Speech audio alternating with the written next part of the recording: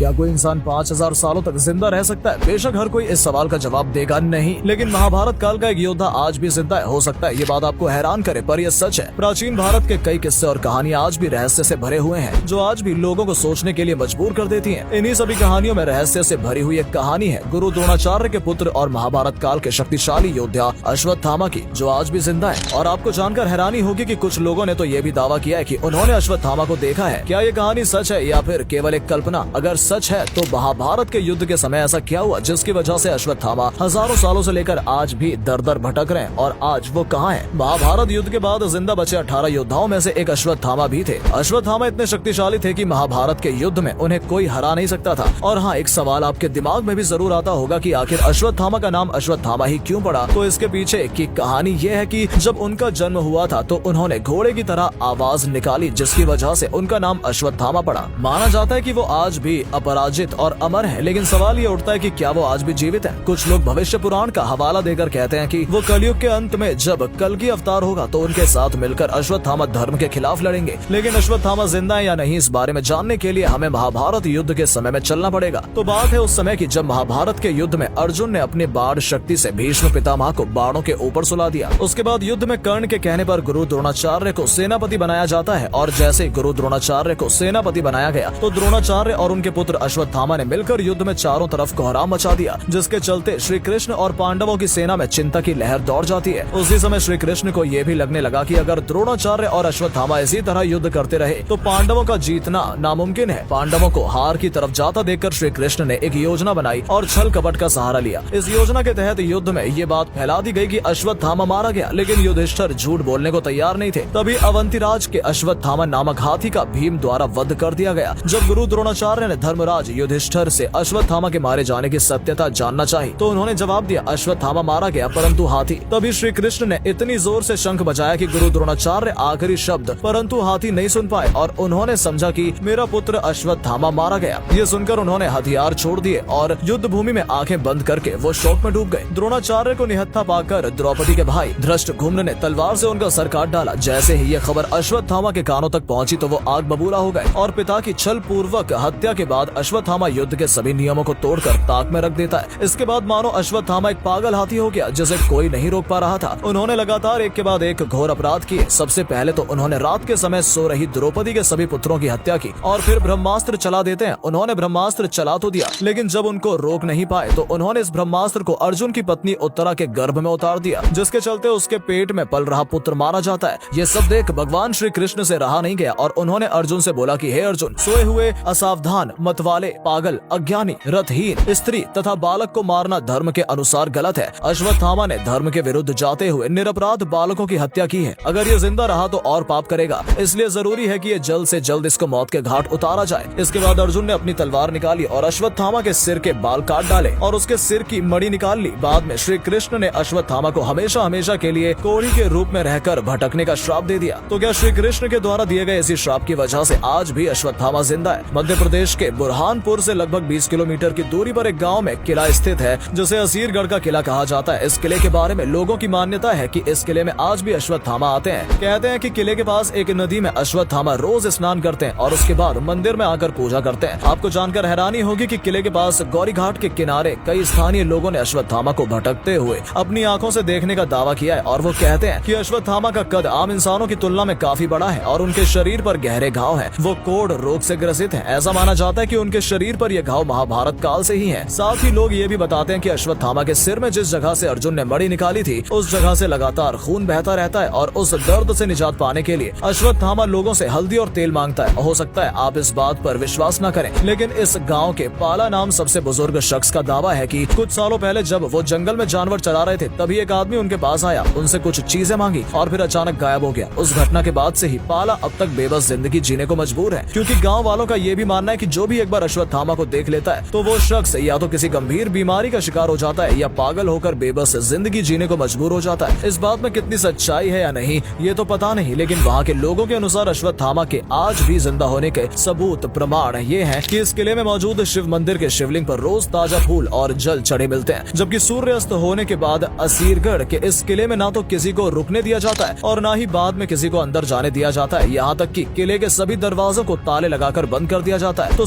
सुरक्षा के इतने पुख्ता इंतजाम होने के बाद भी कोई कैसे किले में आ सकता है? ये तभी संभव हो सकता है जब किसी के पास कोई दिव्य शक्ति हो। महाभारत की कहानी और गाँव वालों के दावों के हिसाब से तो अश्वत्थामा आज भी जिंदा है। और हाँ, ऐसा भी नहीं है कि केवल भारतीय सभ्यता में ही अश्वत्थामा जैसे लोगों का जिक्र मिलता है, बल्कि यूनानी सभ्यता में भी एक ऐसे ही बुजुर्ग इंसान का जिक्र है। वेल, आपको क्या लगता है कि अश्वत्थामा आज भी जिंदा है या फिर महाभारत की ये कहानी और लोगों के दावे केवल काल्पनिक है? कमेंट सेक्शन में अपनी राय जरूर दें। धन्यवाद।